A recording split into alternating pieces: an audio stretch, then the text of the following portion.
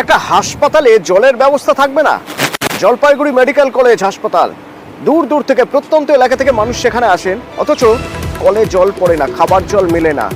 একে তো দূর থেকে আসছেন, গাড়ির খরচা আছে, তারপরে ওষুধের খরচা আছে, তার উপরে আবার জলও কিনে খেতে হচ্ছে।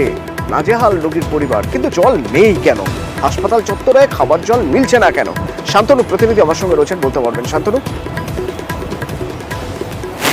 দেখো, গত 2 সপ্তাহের বেশি সময় ধরে কিন্তু এই সমস্যা চলছে। জলপাইগুড়ি সদর হাসপাতাল, যা মেডিকেল কলেজের অন্তর্গত, সেই হাসপাতালের একাধিক জায়গায় কিন্তু জলের ব্যবস্থা রাখা ছিল, কিন্তু দেখা যাচ্ছে যে গত 2 সপ্তাহ ধরে বিভিন্ন জায়গায় যে জলের কলগুলো রয়েছে তা একে একে সবাই খারাপ হয়ে যায়, এবং প্রতিটি কল খারাপ হয়ে যাওয়ার ফলে যে সমস্যা তৈরি হয়েছে, একে গরম, তার উপর রোগীর যারা পরিবার রয়েছেন, যারা পরিবার বাইরে থাকছেন, তাদের কিন্তু জল কিনে খেতে হচ্ছে।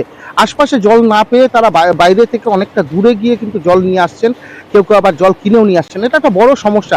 বিশেষ করে রাত বিরেতে যখন জলের প্রয়োজন তৈরি হচ্ছে, তখন তাদের কিন্তু দূরে যেতে হচ্ছে এবং সেই জল আনতে। কারণ সরকারি যে কলগুলো রয়েছে রাস্তার পাশে, সেই কলগুলো কিন্তু নির্দিষ্ট একটি সময়ে জল আসে, তার ফলে সেই নির্দিষ্ট সময়ের মধ্যে সেখানে পৌঁছতে না পারলে কিনতেই হয়, এবং রাত বিরেতে সেই সমস্যা তৈরি হলে প্রচুর সমস্যার মধ্যে দিয়ে পড়তে হয় কিন্তু স্থানীয় যারা রয়েছেন রোগী এবং তাদের আশ্রয়। এই নিয়ে কিন্তু একাধিকবার তারা কিন্তু পানীয় জলের সমস্যা, খাওয়ার জল নেই জন্য পেশেন্ট পার্টির খুবই অসুবিধা হচ্ছে। এখন জল কিনে খাবো না ওষুধ কিনে খাবো, কি যে করবো বলতে পারছি না। এখানে না জল আছে, না খাওয়ার জল আছে, জল কিনতে হচ্ছে ওই পাশের বাড়ির থেকে এক টুক জল 10 টাকা কিনতে হচ্ছে। এখানে জল কিনবো না ওষুধ কিনবো, কিছু বুঝতে পারছি না। এখানে জলের সমস্যা প্রচন্ড। কালকে রাত্রেবেলা আমি জল খুঁজে পাইনি, পেশেন্ট ভর্তি করার পর এদিকে ঘুরছি, কোথাও জল পাইনি। ওই দিকে একটা কল আছে যা নোংরা করে রেখেছে, ওখানে গন্ধের জন্য যাওয়া যায় না।